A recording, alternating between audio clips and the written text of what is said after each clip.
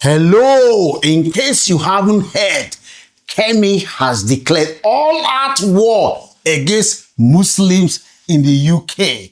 Let me know whether you support or you disagree with Kemi. Kemi is proposing to introduce a Burka ban on Muslim women in the UK. Not only that, she also has other plans that would affect Muslims and other minority. All this started when it was reported that Muslims prayed openly in Trafalgar Square. Nigel Farage condemned it. A few days after Nigel Farage condemned it, Kemi Badenoch came out and said, I stand behind my MP, Nick Timothy, who said that is Muslims trying to dominate the UK, that there is an agenda that people need to rise up and watch what is happening. Kemi said, I stand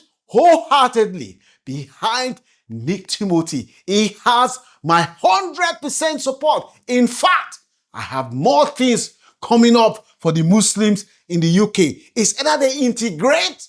If you don't integrate into British society, you have no place in Kemi's Britain. And people are shouting that what Kemi is doing is dangerous, is a threat to peaceful cohesion in society. That in a multi-ethnic, multicultural society, that people have the right to live their life the way they want to live it, as long as their choice of lifestyle does not pose any risk to anyone. Kemi said, no, we are going to ban cousin marriage. Now, in Islamic society, it is permissible for you to marry your cousin.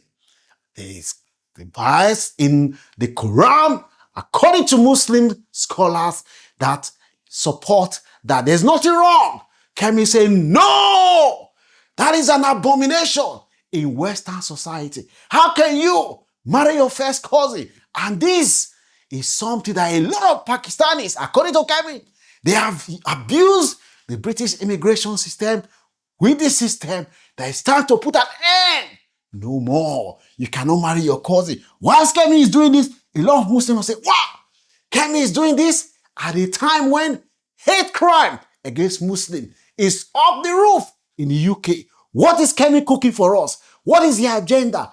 People have started panicking. Why Kemi is, what is she trying to do? As Kemi is doing this, she just said, no more cousin marriage.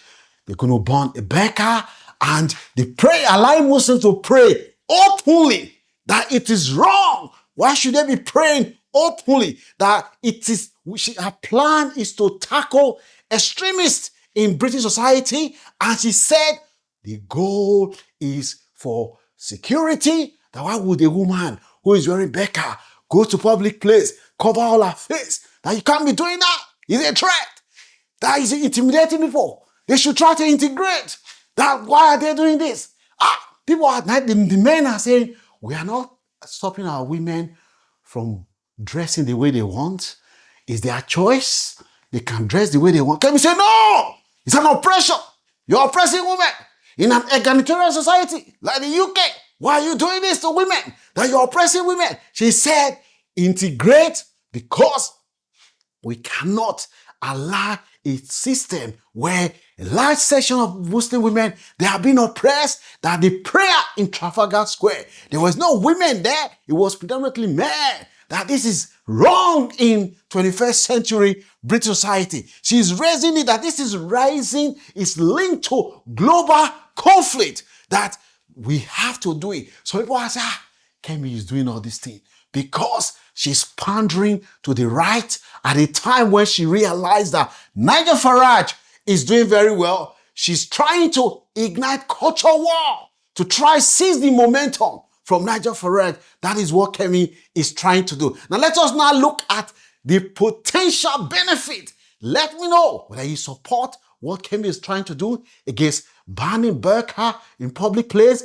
that you can't marry your cousin and Muslims should not be allowed to pray in a public place openly. After all, the UK is a predominantly Christian society. Let us now look at the benefits and the argument for and against. Number one, may improve facial identification and security. Some people say when they are in a public place, three people come in, they cover their faces, they don't even know if they are men who pretend to be women, that they need to be able to see the faces of people they are interacting with, especially in a public place. So some argue that it will lead to security in a public place, encourage social integration, reduces perceived cultural division, signals strong stance against extremists, align with policies for some European countries. We know France and Denmark and other countries, they are considered, but these two countries, France and Denmark, they've already banned it. Also, let us look at the implication based on research. Could reshape multicultural policies, legal challenges on human rights ground. After all, in a liberal democracy like the UK, people have a right to live their life the way they want to live it, as long as their choice does not pose a risk to anyone. Political polarization may increase influence on migration debate, international criticism. Also, we know that this could lead to scrutiny in public place of Muslims, fuel exclusion or marginalization. The cry for exclusion and marginalization, changes in daily dress code, fear of discrimination and harassment, and pressure on assimilation. Now let us now look at the views of people in the public domain on social media, what they are saying about this topic. Number one, this guy said unemployment amongst the youth is soaring. Buying a house is becoming impossible. NHS waiting lists are skyrocketing. The rates of homelessness have increased by nearly 200% since Cameron was elected. But sure, let's go and argue about Muslims. That will make Britain great again. While Zach said, what happened to free speech and freedom of religion? You can disagree with things, but banning them is authoritarian. How long until something do like is banned? Now that you have heard, do you support that cousins should not be allowed to marry each other, ban Burka in public places, and also that Muslims and other faiths should not be allowed to pray openly in public places like Trafalgar Square? Let me know what your views are, whether you're for Kemi or you're against. Don't forget to support this channel by giving it a like, share, and subscribe. Don't forget that if you come from Commonwealth countries such as Nigeria, India, Jamaica, Pakistan, and Cameroon and Rwanda, the two countries that joined the Commonwealth not too long ago, as long as you live in the United Kingdom, you can register to vote.